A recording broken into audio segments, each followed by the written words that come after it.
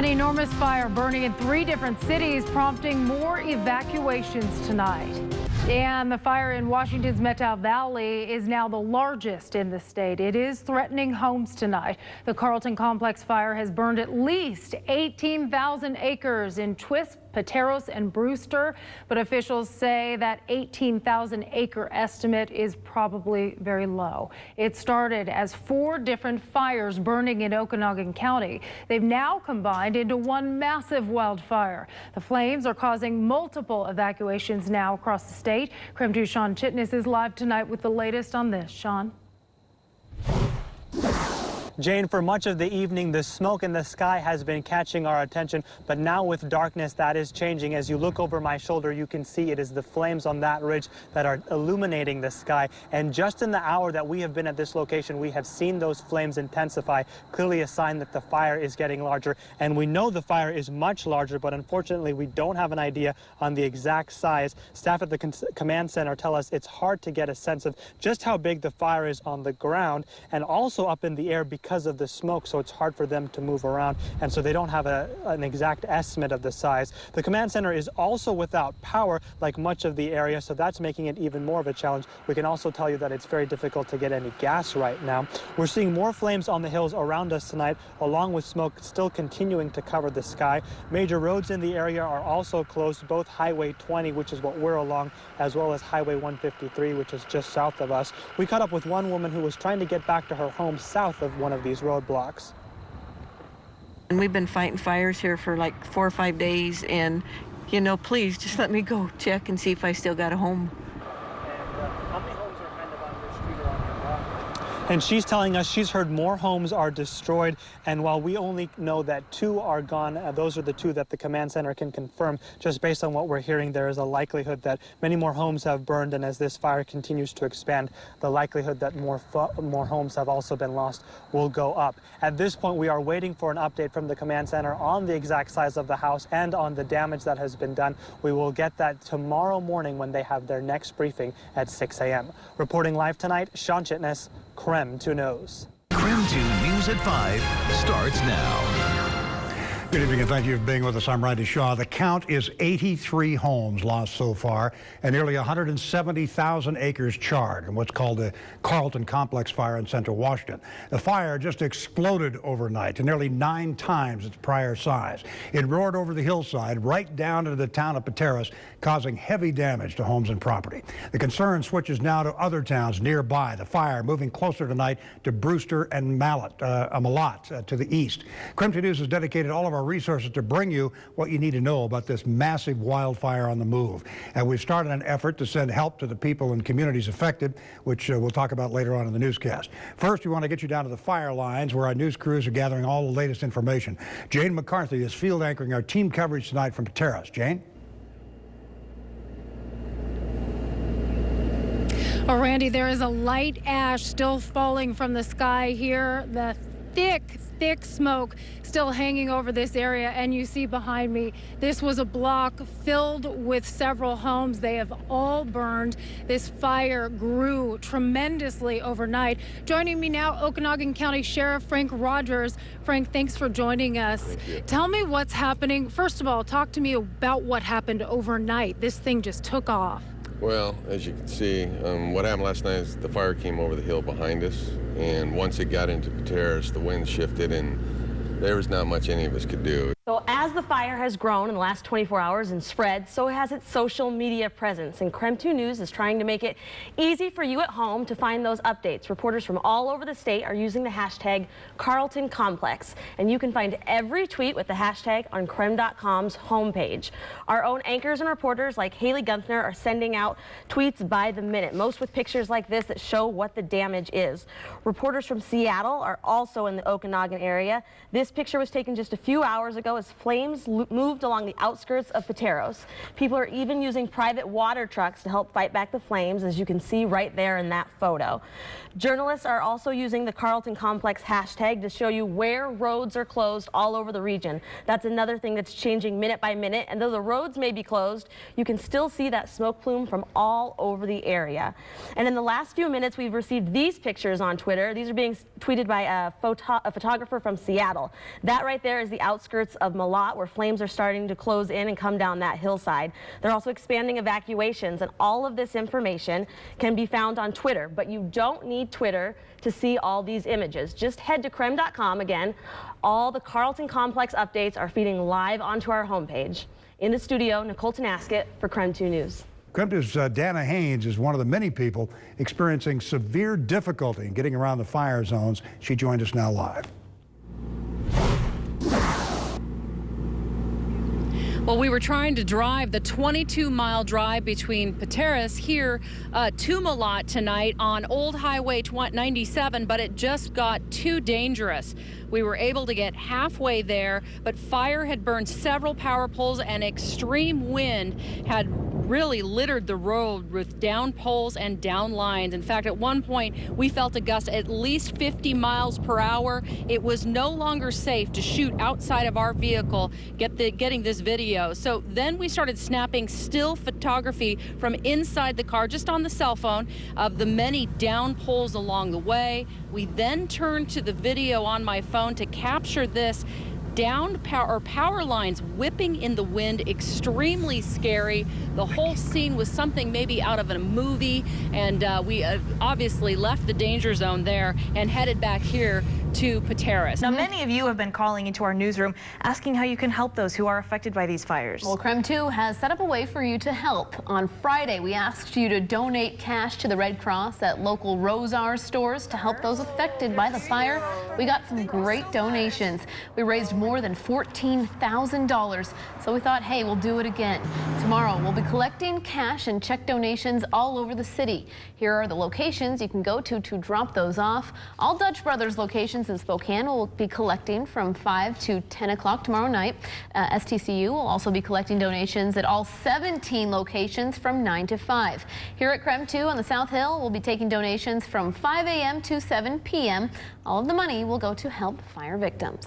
Good morning. Well, our viewers tell us they want to do something to help, so we've tried to make it as easy as possible. So this is what you'll see. Help to Washington. You'll see that in different places, and we have several different drop-off locations today. We started on Friday night. Amazing turnout, and now we're continuing that today. Easy to do. Drive by Dutch Brothers Coffee here in the Spokane area, drop off a donation. STCU, all locations, taking your money starting at 9 o'clock this morning. Of course, you can always visit us here at KREM 2. We would love to see you, and stop by and we'll take your money. We'll take cash and check, or you can go to krem.com, and we have a Help to Washington link there, and all that money, you can use your credit card, will go to the local Red Cross to help fire victims, of course, so many impacted by the recent fires. Red Cross stepping up. All the time we see this in emergent situations. I have Megan Snow here, and I happen to know, Megan, you basically have not slept in a week, so we'll take it easy on you this morning. Locally, you have not had to respond to something like this. What is this like in terms of a relief effort? This is unprecedented for our area. The local Red Crossers, you know, we train for this, we deploy to other disasters to be ready, but to have it in our backyard is just, it's a little overwhelming, but we're getting a handle on our services. We're making sure we're meeting the immediate needs of everybody impacted. Well, the wildfires may have destroyed dozens of homes, but it did bring something positive. The community has never been more united. KREM 2's Haley Gunther spent last night and today in Pateros. She's live now with that part of our coverage. Haley?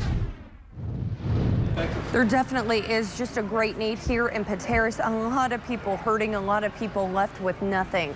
But this community has certainly stepped up to the plate. And I love to feed people.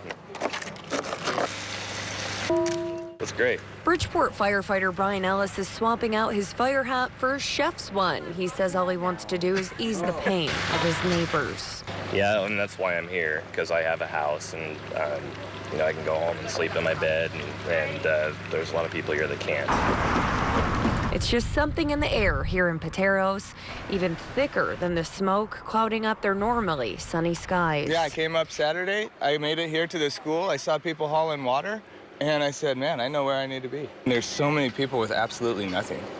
But these volunteers worked around the clock to change that. As of yesterday morning, we started creating I don't even know what you'd call it, a supply center. And apparently word travels fast on these quiet highways. People coming from all across the state, out of state, with truckloads of water, truckloads of clothes. Gym in Pateros School is now so packed there's barely room to walk. People are coming in that are just giving what they have. And in turn, others, those with nothing to their name, are leaving with both a full belly and, even more important, a full heart.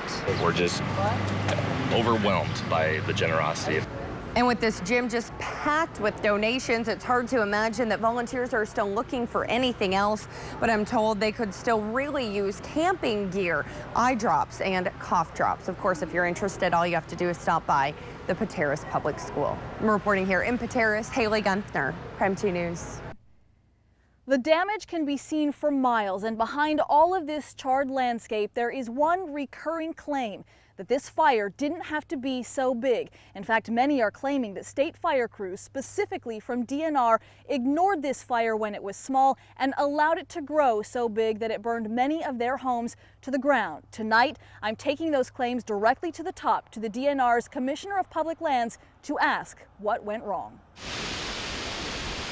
It was a wildfire like Washington has never seen before.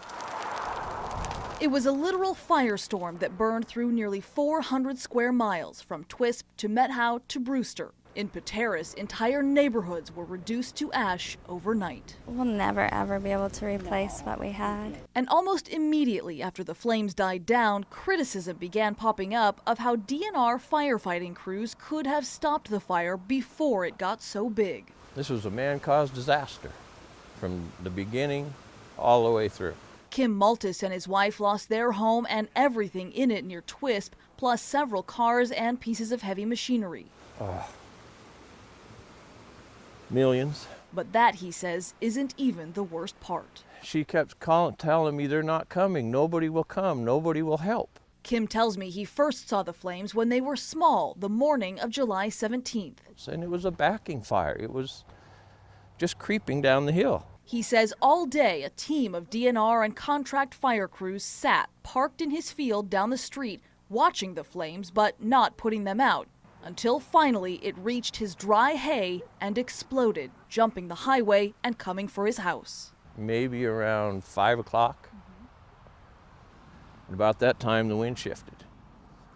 And then I knew these guys aren't going to do anything. It's over. Within minutes, it was an inferno. Kim remembers turning his team of sled dogs loose, hoping for the best, as flames towered all around him, reaching into the treetops up to 300 feet high.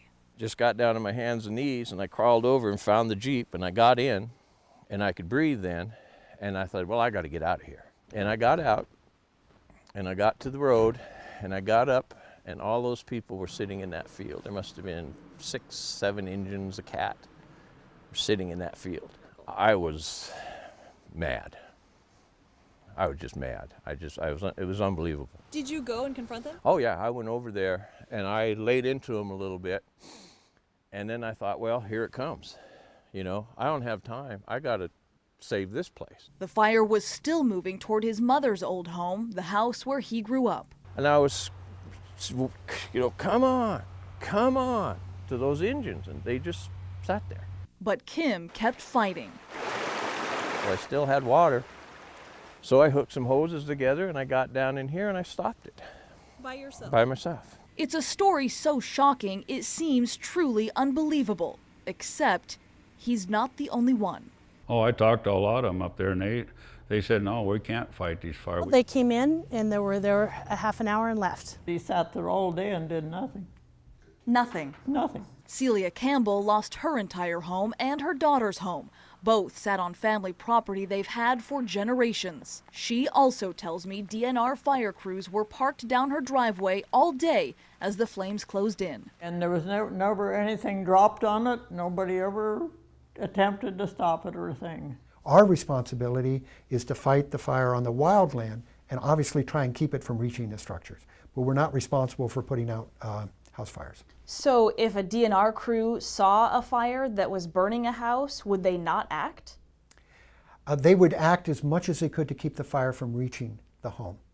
And if it was too dangerous to approach the home, they may not approach the home. DNR Commissioner of Public Lands Peter Goldmark insists hot, dry conditions fed the fire and that nothing could have stopped it. There was a large National Guard helicopter there with over 1,000 gallons of water in its bucket. And the fire is approaching and the water is discharged on the fire. And the fire doesn't even pause.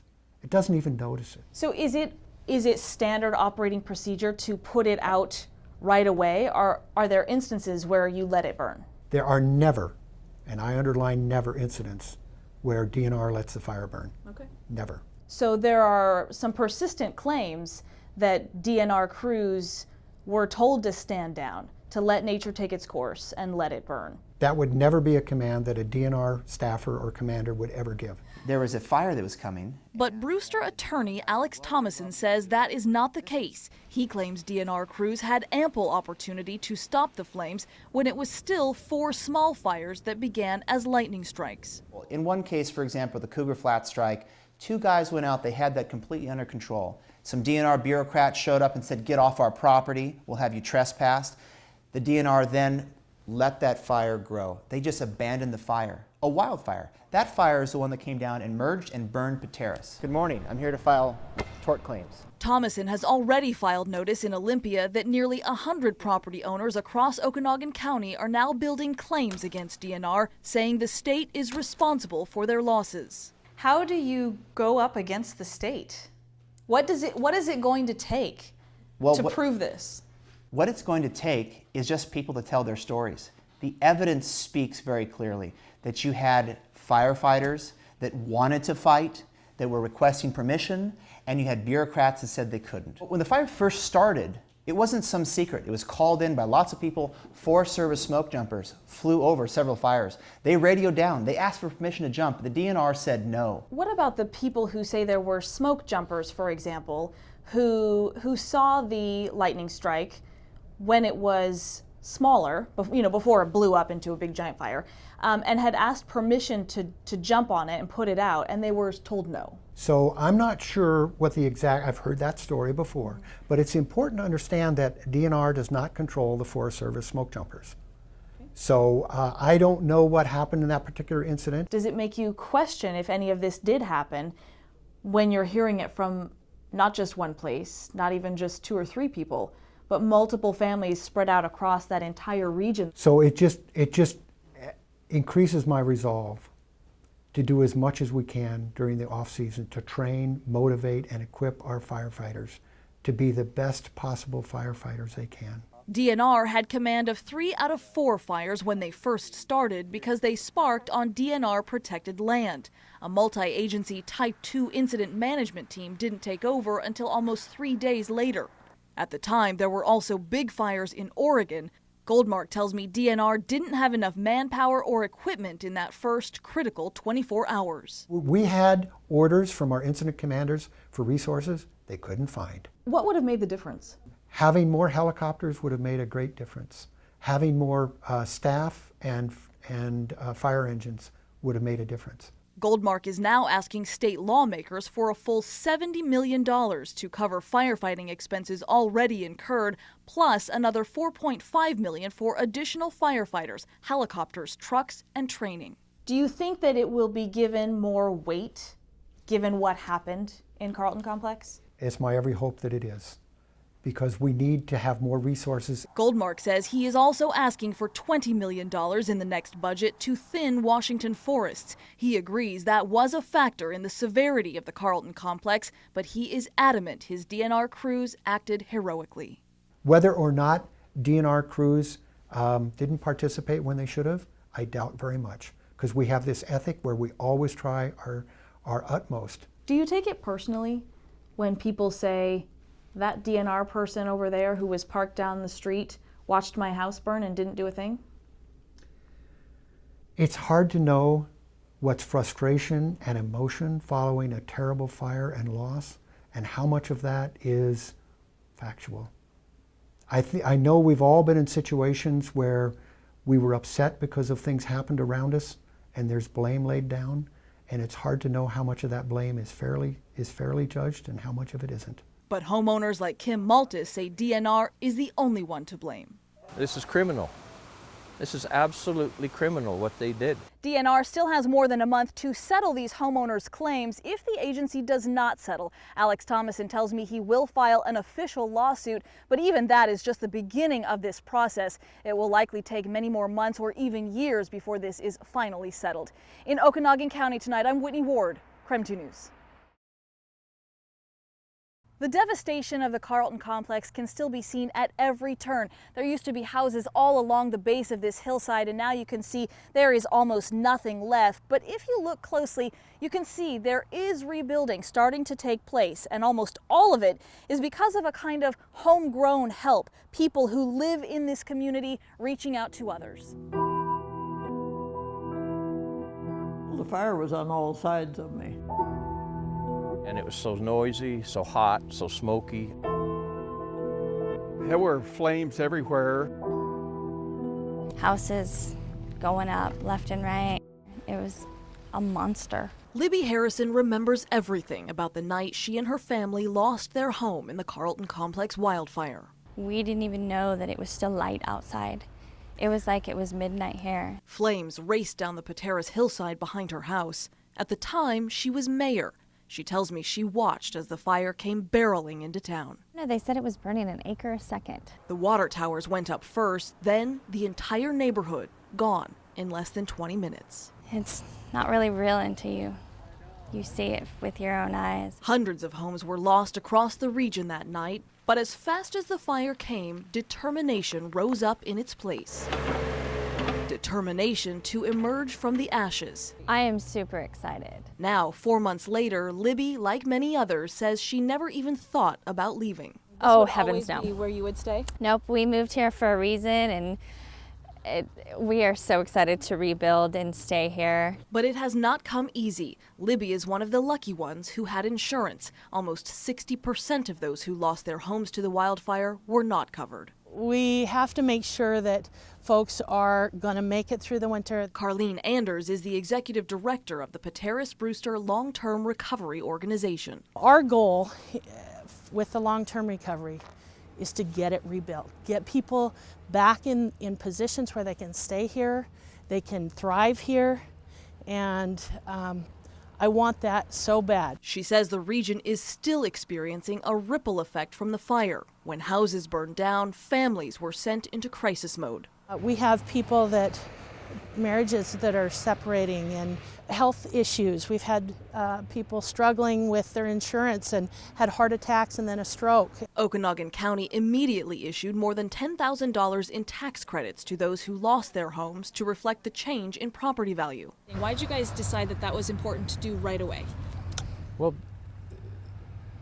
the people that lost, they were entitled to their money. You can't hold their money there. If your homes, and not just homes, but we had timberland, we had rangeland, all that was reassessed and revalued there and sent back. I often say that's only fair.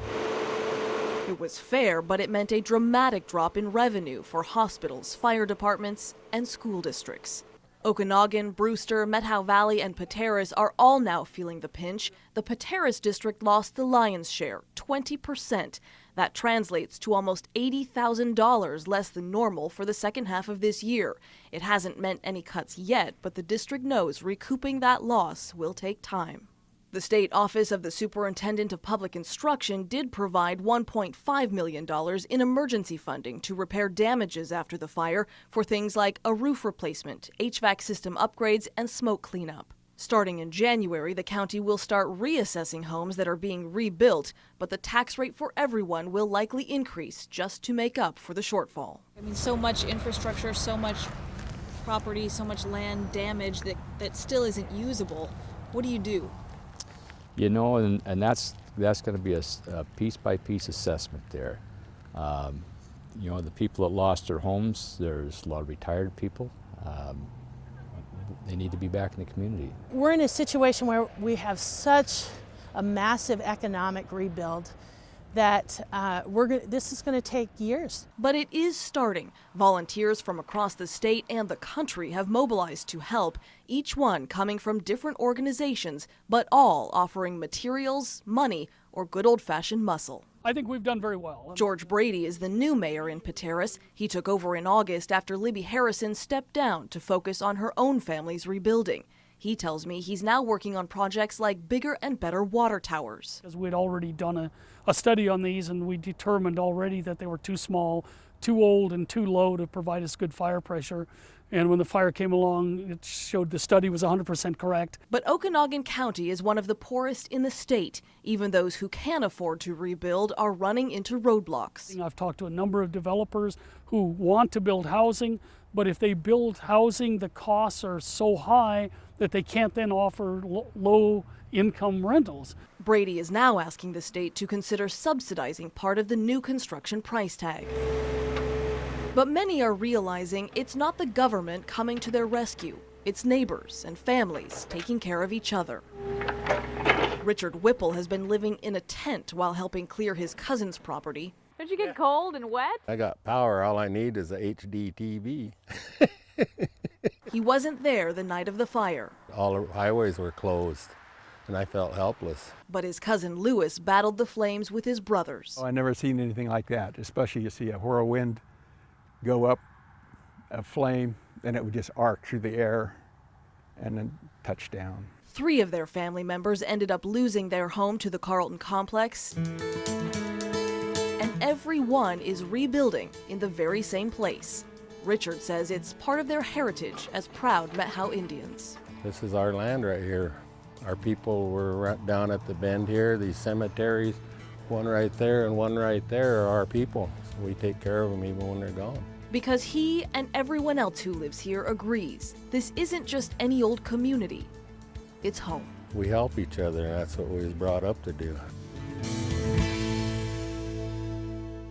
And a lot of the rebuilding that is taking place now, I'm told, will continue for at least a few more weeks, and then it will die down for the winter. But I'm told this entire community is hoping to come back strong again in the spring. In Pateros, I'm Whitney Ward, Crime 2 News.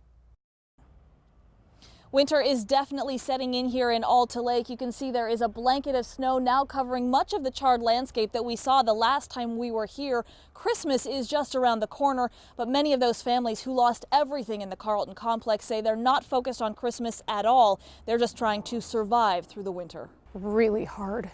Manthe Sausalito understands the pain of losing everything. You can't afford to put yourself in a home, and you can't afford to take care of your children through the winter, through everything that you've lost. She's one of hundreds of people who suddenly found themselves homeless after the Carlton complex wildfire. Slowly but surely, though, one woman is trying to fill the void.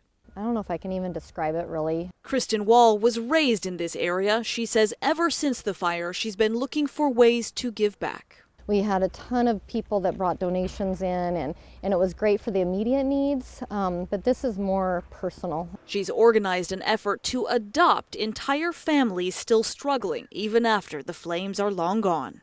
House was over here. 17-year-old Melissa Gray is one of those being adopted. Her parents and 5 brothers and sisters watched their house burn to the ground in Alta Lake. There is nothing left. My home, everything I had, and all of a sudden there was nothing. And there wasn't even anything to look at because it was just gone. But they are slowly piecing their lives back together thanks to a family in Seattle pledging to give them what they truly need to get back on their feet, from groceries to heat. Where would you be without that?